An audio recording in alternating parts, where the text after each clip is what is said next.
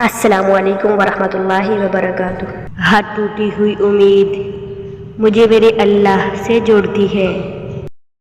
نیت کتنی بھی اچھی ہو، دنیا تم کو تمہارے دکھاوے سے جانتی ہے، اور دکھاوا کتنا بھی اچھا ہو، اللہ تم کو تمہاری نیت سے جانتا ہے، اور تمہارے چاہنے سے کچھ نہیں ہوتا جب تک اللہ نہ چاہے۔ میں نے کہا تھک چکا ہوں، جواب آیا لا تقنطوا من رحمت اللہ، خدا کی رحمت سے نا امید نہ ہو۔ سجدے کی توفیق ملنا بھی رب کی نعمتوں میں سے ایک بہترین نعمت ہے۔ سجدے کی خوبصورتی یہ ہے کہ ہم زمین پر سرگوشی کرتے ہیں اور وہ عرش پر سنی جاتی ہے۔ کبھی آنسوں، کبھی سجدے، کبھی ہاتھوں کا اٹھ جانا۔ انسان جب ٹوٹ جاتا ہے تو اللہ بہت یاد آتا ہے۔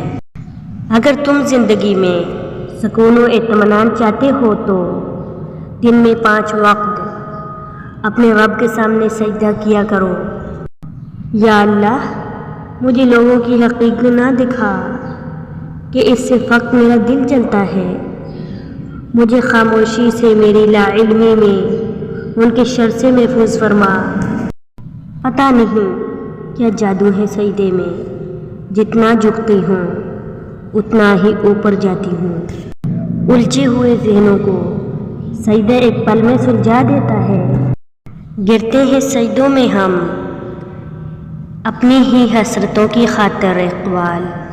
اگر گرتے صرف عشق خدا میں تو کوئی حسرت ادھوری نہ رہتی۔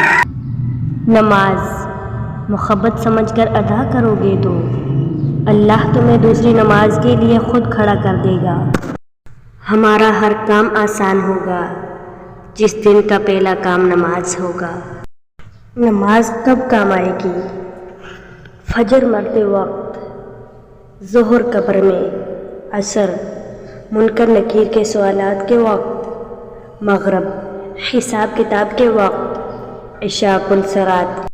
اے بندے، میری محبت تو دیکھ، جو فرشتے شام کو تمہارے گناہ میرے پاس لاتے ہیں، میں صبح انہی کے ہاتھ تمہارا رزق بھیج دیتا ہوں۔ سبحان اللہ۔